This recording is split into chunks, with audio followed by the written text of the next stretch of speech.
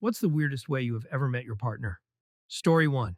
This is one of my all-time favorite life stories. I was 17 at a soccer game at a park in my hometown, and it got rained out. It was raining very heavily. Everyone was leaving with rides or cars, and I didn't have one, so I ran under one of those shelters at bigger public parks. She was standing under it too, calling for a ride. I was 17. She was 19. We ended up talking, laughing, and goofing off. I started to kind of show off and go out in the rain, and then I noticed a football. I picked it up and said, "Bet you can't tackle me." And what do you know? She jumps off the wooden picnic table and chases me all over this muddy soccer field. We then fall into a particularly wet and muddy puddle, forming in the field. Instead of getting up, we ended up full-on muddle wrestling. Fully clothed, soaked in mud, like body slams, tackling, grappling, all in good fun, of course. So then my friend with a truck was the first one there to get either of us, so she came with us. We went to a Dairy Queen, pulled out a hose we saw attached to the side of the building, and hosed each other off, right there in the parking lot, as concerned adults were like, the hell? To this day, several girlfriends later, she is still the most beautiful, funny, and free-spirited person I've ever met. Story 2.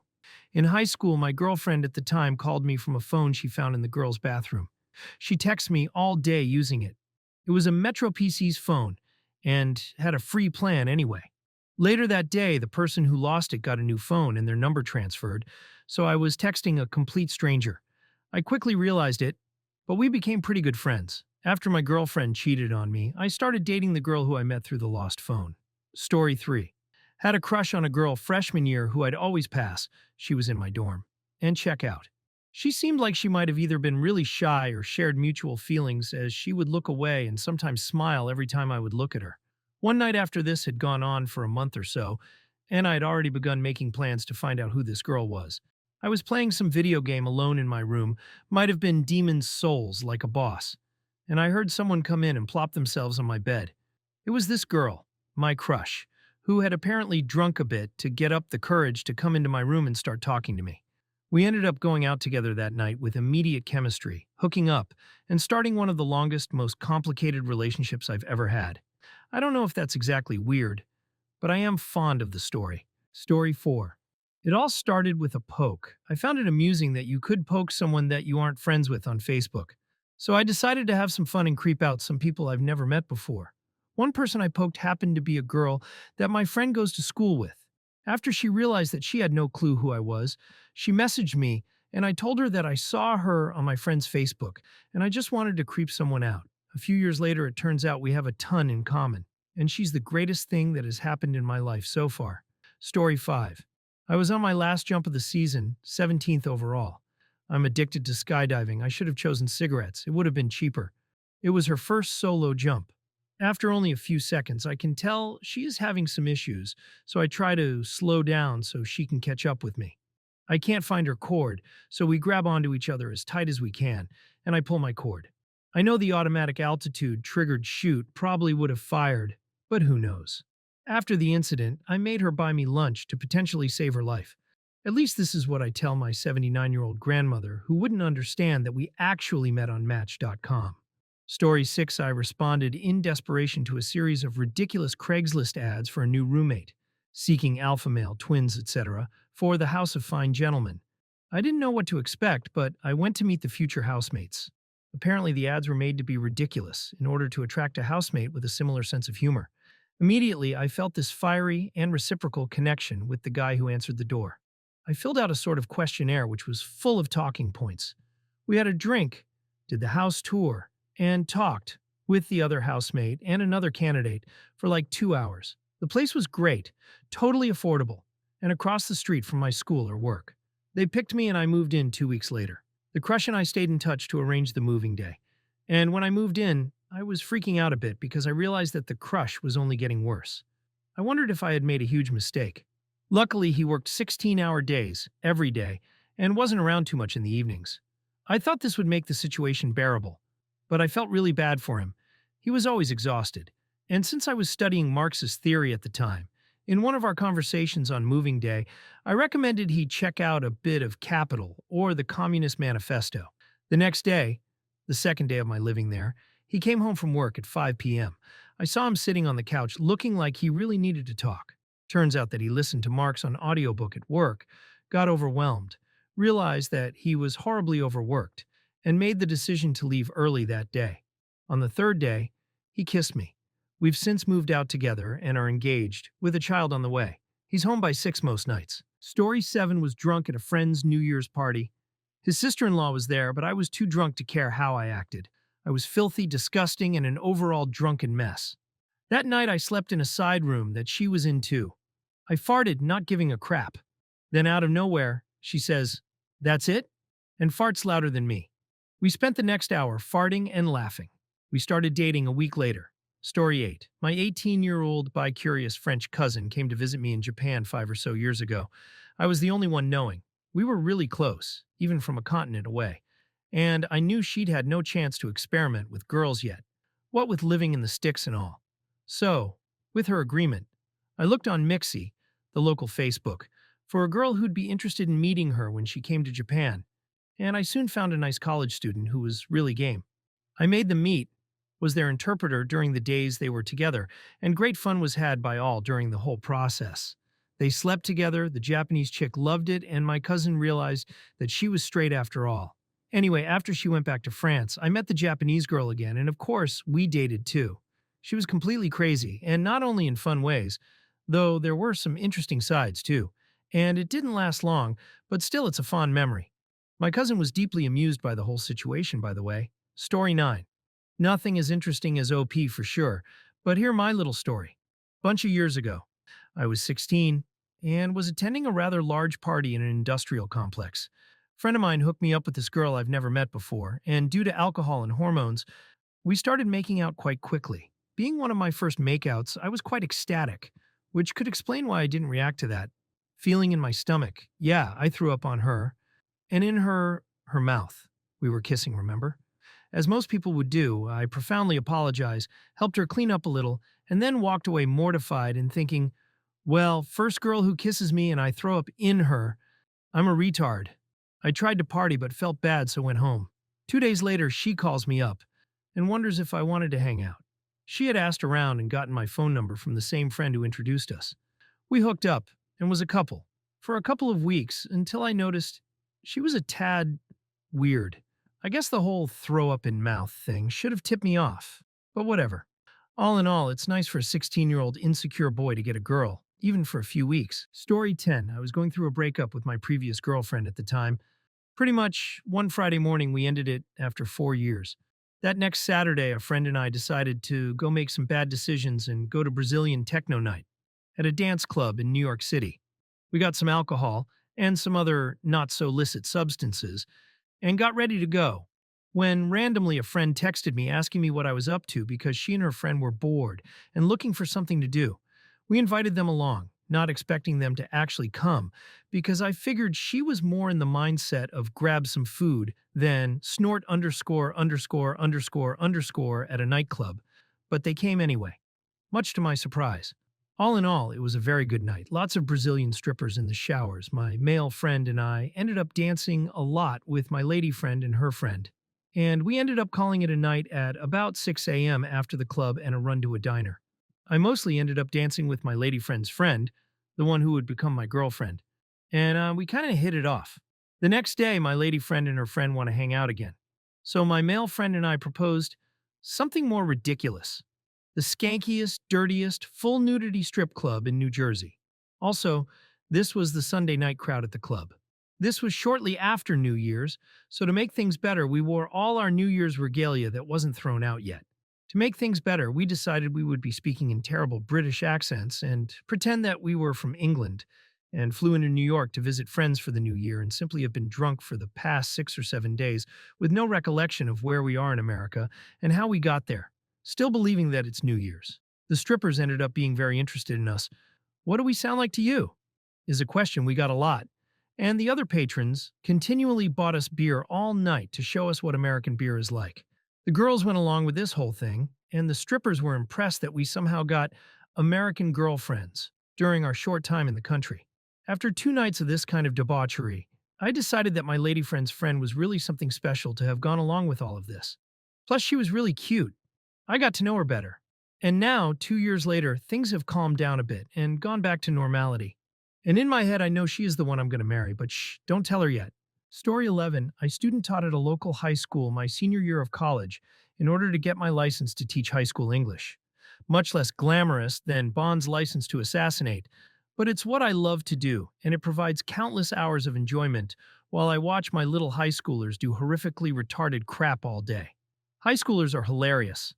My student teaching consisted of me being a full-time instructor for 4 classes of ninth graders. The summer after my student teaching practicum, while I was waiting to hear back from several teaching vacancies, I got a text from a smoking buddy of mine. We'll call her Vicky. Vicky tells me that she's heading over to my apartment with 2 of her friends, to wit, Anna and Samantha, and wants to hang out. I'm down with that. Vicky is a bat crap crazy cow, but she's always a lot of fun to be around, and I do so love meeting new people. Vicky, Anna, Samantha, and their gay British friend John show up at my door, and my immediate thought is, damn, Samantha is hot as hell.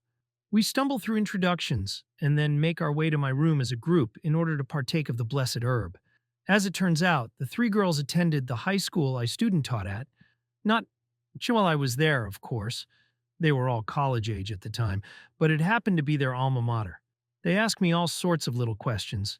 Does Mrs. So-and-so still work there? Did Mr. Whatever get married yet? And so on and so forth. Suddenly, Samantha, the hottest one, you will recall, pipes up from the little nest of blankets she has created on my bed. Amanda told me that the college counselor got fired. Did you hear about that?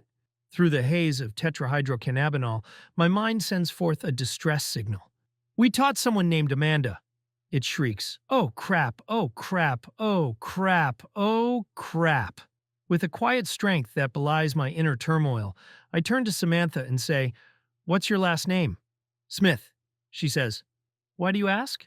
Hanging on my wall is a piece of 8.5 by 11 lined loose leaf paper, on which is printed in large red letters, we will miss you. Thank you for teaching us. From period 3.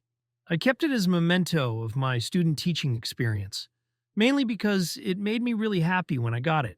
Kids are adorable. Right under the word teaching, in cramped ninth grade girl handwriting is a note. Thank you, Mr. Aurora. You are one of the best teachers I've ever had. Amanda Smith. I take down the sheet of paper and hand it to Samantha, pointing to the note in question. After she got over the shock that the guy who just smoked her out taught her little sister's freshman English class, Samantha and I dated for several months. And yes, I met the parents of little Amanda, and little Amanda proceeded to tell all of her little friends that Mr. Aurora goes out with my sister now.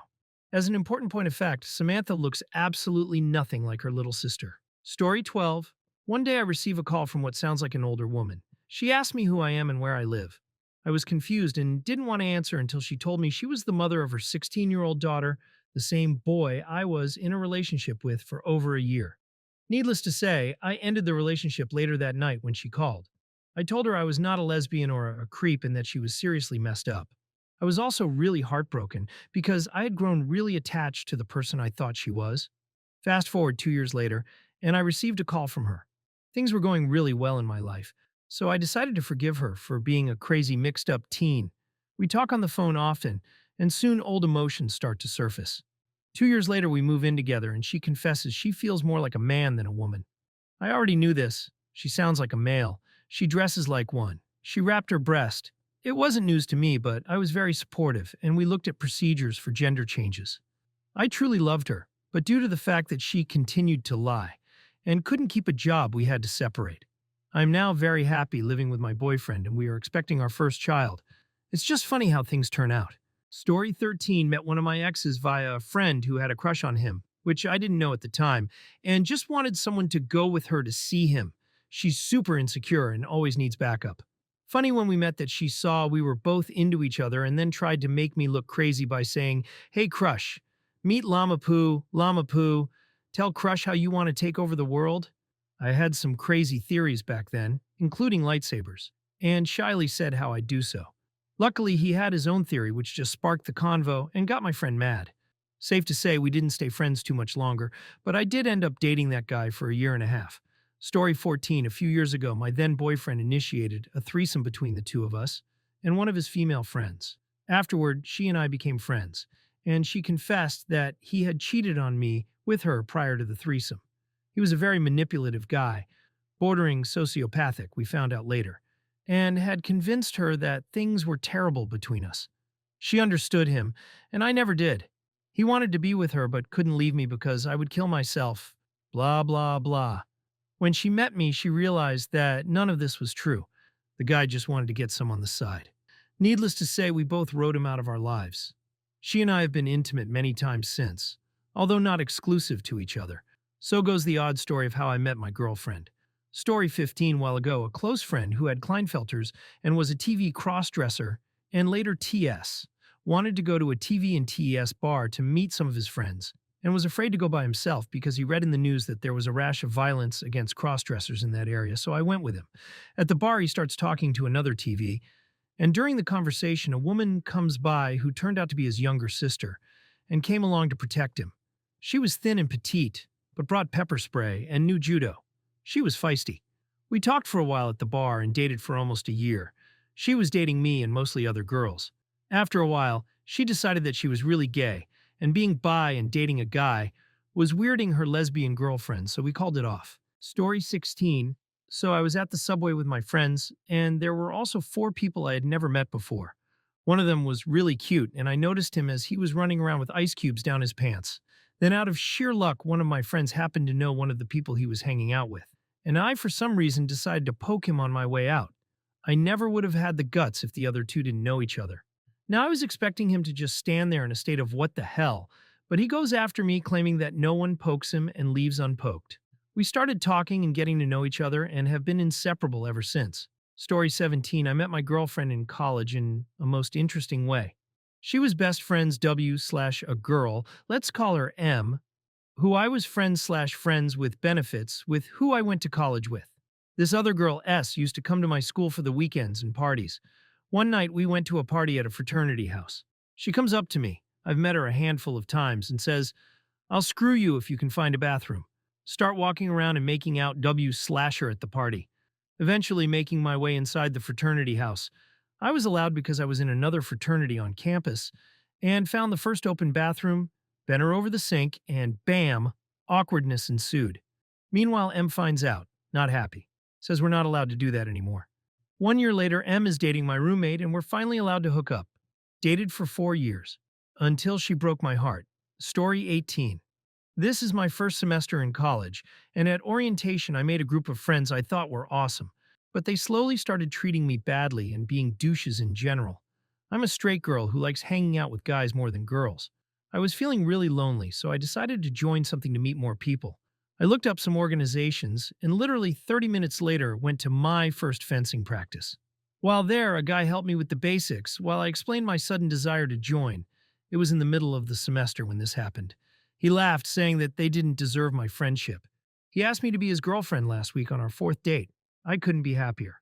Oh, and I now have tons of fencing friends. Story 19. Well, it's only strange because of when it happened, in 1995. Met my now husband of 13 years online in a chat room. There were maybe 3 public online chat rooms back then. We met on one of them. He was in Idaho, I was in New York. Keep in mind that not many people had access to the internet back then, mostly students. I had access because my mom was a grad student, and he had access because he was a student. We were broke back then. As I said, he was a student, and I just graduated from law school but hadn't gotten a job yet. And long-distance phone calls actually cost money back then. Believe it or not. Quite a bit of it, in fact. But we discovered that the cereal Raisin Nut brand had free $5 calling cards in it. So we each bought a ton of boxes of it and used those cards. It was a pain in the butt. We'd be in the middle of a sentence and the phone would cut off. But it was free. And even though I ate that cereal for 6 months straight, I still kind of like it. So that's how I met my husband. We've got 2 kids now. Go figure. Story 20. The weirdest way I've ever met a girlfriend of mine would be my most recent ex. It was the first week of college.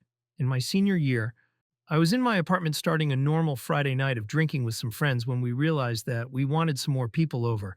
So I texted this girl to come over. I went down to let her in, and as I was walking back, I heard music coming from an apartment. For some reason, I got the confidence to just knock on the door and see who it was. I did, and my ex and her roommate opened the door as if I was an RA. I quickly explained that I wasn't, and I just wanted to see who they were because I heard the music. We hung out the rest of the night, singing songs and drinking together. My ex was absolutely adorable, and I knew that I wanted to get to know her and maybe date her. We dated for 2 years and unfortunately broke up recently.